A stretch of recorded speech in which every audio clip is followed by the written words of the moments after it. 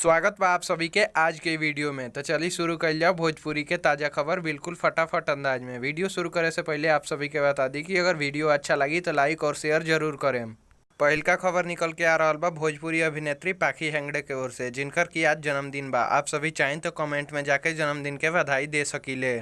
दूसरा खबर निकल के आ रहा बा भोजपुरी के चॉकलेटी स्टार अभिनेता अरविंद अकेला कल्लू के ओर से, जिनकर गाना साली जी सहारा करो फुल ऑडियो सॉन्ग आदिशक्ति फिल्म्स के ऑफिशियल यूट्यूब चैनल पर रिलीज कल गए रहे, जौना के भोजपुरिया दर्शक लोग खूब पसंद कर रहा बड़े और ये गाना के अब तक 1 मिलियन यानी 10 लाख से ज़्यादा बार देखल जा चुकल बा। आप सभी चाहें तो जाके देख सकतनी।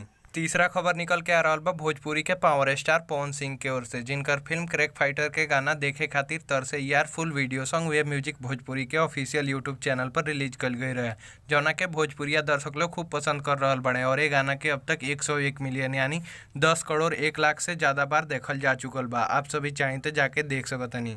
चौथा खबर निकल के आ रहा बा अंकुश राजा के ओर से, जिनकर गाना मीठिया दे द वीडियो कॉल पर फुल ऑडियो सॉन्ग अंकुश राजा ऑफिशियल के यूट्यूब चैनल पर रिलीज कर देहल गइल बा, जौना कि आप सभी चाहें तो जाके सुन सकतानी।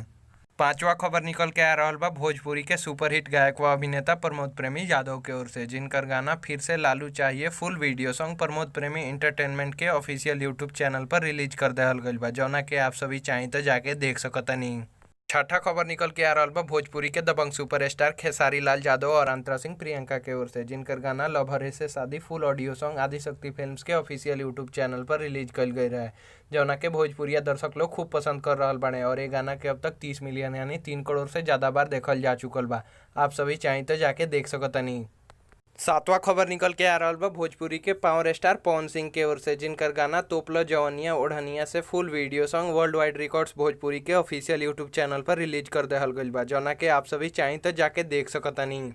आठवां और आज के आखिरी खबर निकल के आ रहा बा भोजपुरी के जुबली स्टार दिनेश लाल यादव निरहुआ और आम्रपाली दुबे के ओर से, जिनकर फिल्म निरहुआ हिंदुस्तानी फुल मूवी निरहुआ म्यूजिक वर्ल्ड के ऑफिशियल यूट्यूब चैनल पर रिलीज कल गई रहे, जौना के भोजपुरिया दर्शक लोग खूब पसंद कर रहा बड़े और ये गाना के अब तक 100 मिलियन यानी 10 करोड़ से ज़्यादा बार देखल जा चुकल बा। आप सभी के बता दी कि आम्रपाली दुबे के पहल का भोजपुरी फिल्म रहे और यही फिल्म से आम्रपाली दुबे के भोजपुरी इंडस्ट्री में डेब्यू भइल रहे और ये फिल्म के काल 6 साल पूरा हो गई।